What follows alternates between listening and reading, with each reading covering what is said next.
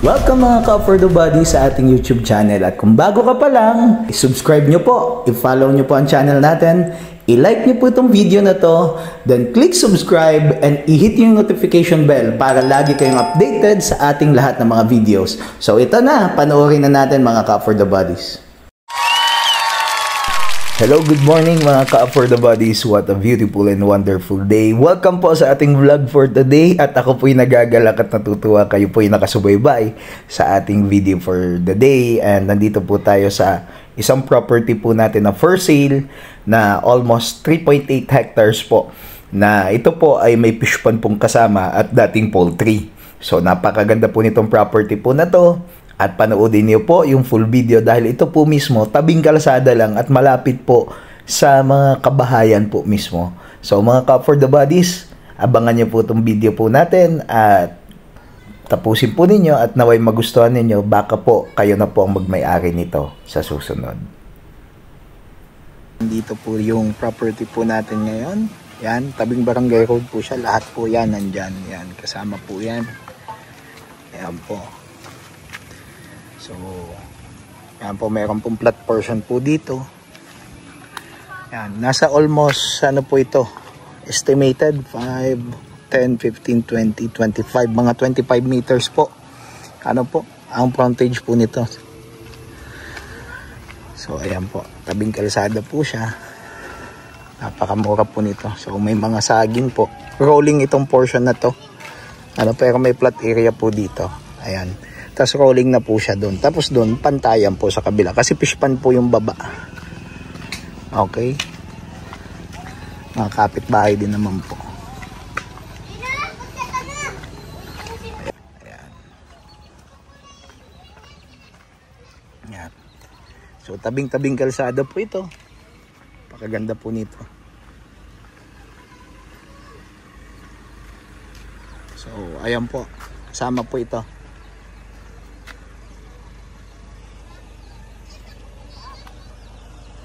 Ayan po, hanggang doon po, ayan, sa may mohon po na yan, dyan. Okay. Ito yung tabing kalsada po na.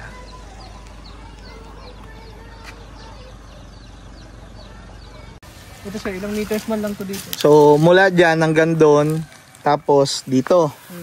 Ayan yung muhon. Ayan po. Ba't binunot yung muhon? Tigaano ng mga baka. Tinatalayan ng baka. Ibabalik na lang yan. Ayan po, malinaw. Okay, hanggang? Yan na yan, sakot pa yan sa rupitak na inay. Hanggang yan. Kaya kasama yan. Yan. So, overlooking pala ito. Ano? Overlooking. Ah, may fish pan, no? Kita yung mga fish pan, no? Overlooking yung fish pan dito. Okay. So, rolling lang siya dito sa portion na to. Pero may fish pan, ano? Tapos ito po yung poultry, kasama ito. Kasama yan yung sarungin nila. Ito yung maganda pati, may may water tank na. Meron po yan. Elevated water tank. Dahil dito yung kumuha, bubulong. May balon dyan. Ano pong gagawin sana dito? Poultry po yan dati. Poultry sa tubig sa manok. Ah, ito patubig sa manok dati, poultry. Ng yan, panlinig sa... Pwede nga gawing bahay, ano, matitibay pa yung pundasyon na yan. Oo. Kasama yan, hanggang saan? Doon sa may pinultuhan. Yan, yung lang siya papunta dyan, yung sarong. Pag ganyan po, yung straight na yan. So, mula doon, straight. Dito. Yan. Yung mga structure na pati, ano? Yan. Tagagata ng puso dito si... Taga-Bounty kasi siya dati sir, bago siyang Brasay. Ah. Yan, pababa. Napunta dyan.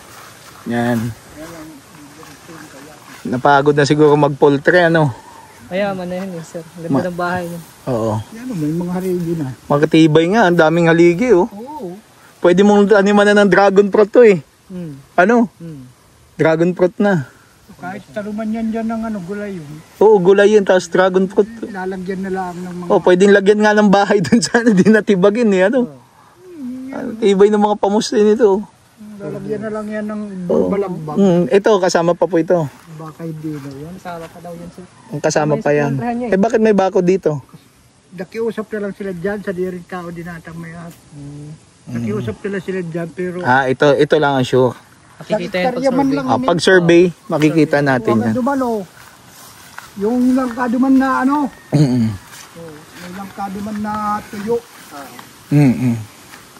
Kaya lang may nasap, may pumasok dyan sa bahay. Mm-mm. So palipadan na lang natin ng drone para makita natin. May turo pati oh. Kasama na yan? Oo, kasama. Eh, yung toro, hindi. Ano din yan? Ayan turo. Paano din yan? Paalaga lang. Palag. Akala ko po kasama na ay. Mayroon pating elevated water tank oh. Sige po. So ayan po mga ka-for the bodies, dito po tayo sa ating bird's eye view. Makita nyo po may elevated water tank po dyan. Tapos ito pong haba na to, yan po yung tinayuan ng poultry. So stop muna po natin dito. Yung area po na yan mga ka-for the bodies po, dyan maganda din pong gawa ng bahay. Yung mga poste po dyan, solido pa. Mga ka-farmlat po natin, talagang pwede nyo pong gamitin pundasyon ng bahay nyo, or kung may gusto po kayo mga structure cottages na gustong itayo sa area na yan, pwede po. Ayan. So, facing the, ano po siya, fish pond, left and right. So, pag nandiyan ka nga po nakatayo, kitang-kita mo po yung fish pond, left and right. Kasi may fish pond po ito, left and right. Then, itong portion na to, lupa po yan. Yan, nandyan po sa baba. So, meron po nga tayong rolling land na konti po dyan, yung nandyan po sa baba. Pero hindi naman po masyadong malalim. Nung binaba po namin, mga nasa around 6 meters lang po. Tanaw mo na po yung kalsada. So, ayan po yung kalsada po natin. So, yan. Ito po yung lupa niya. Nakatapat po mismo ng kalsada. Okay. So, madami pong community po dyan. Kaya, napakaganda po kung kayo po ang magmay-ari nitong property na to. Kasi hindi po isolated yung area po niya. At ayan. Ayan po yung fish pond po.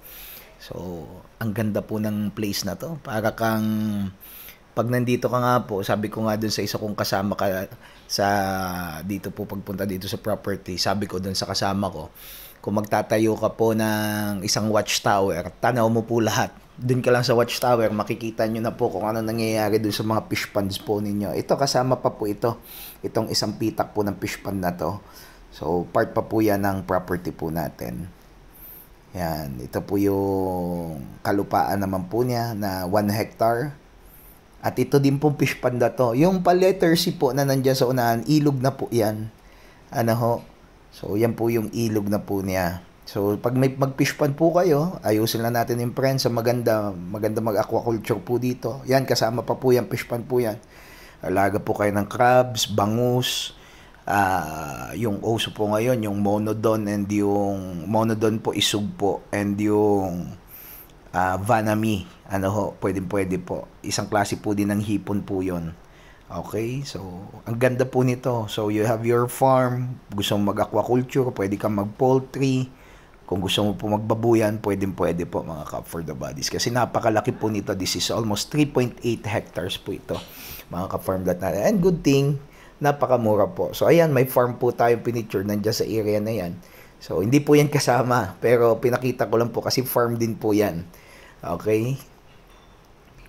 Ayan mga Cup for the Bodies. Ang ganda po ng area po natin. So, mga Cup for the Bodies, just message us lang. Andyan po yung number po natin sa upper right hand corner ng screen. And we're looking forward. Kasi ito po, maganda din po dito. Napakalapit din po nito sa Fishport. Sa totoo lang po, 5 minutes from here, nasa Fishport ka na po. So, mamaya pakita po natin dun sa video yung Fishport po natin para makita niyo po. Then also, accessible by land travel po ito. Malapit din po sa bayan. So, ayan mga Cup for the Bodies. Hanggang dito na lamang po yung video po natin. So, mga interested po, andito po yung number natin. Call us and message us. Pag hindi po ako nakasagot sa inyong tawag, babalikan ko po kayo kaagad. Sa muli mga Cup for the Bodies, tanging sa Diyos lang po ang lahat ng kapurihan at tanging Kanya lamang. So, see you po sa ating next video. Bye-bye for now muna po tayo.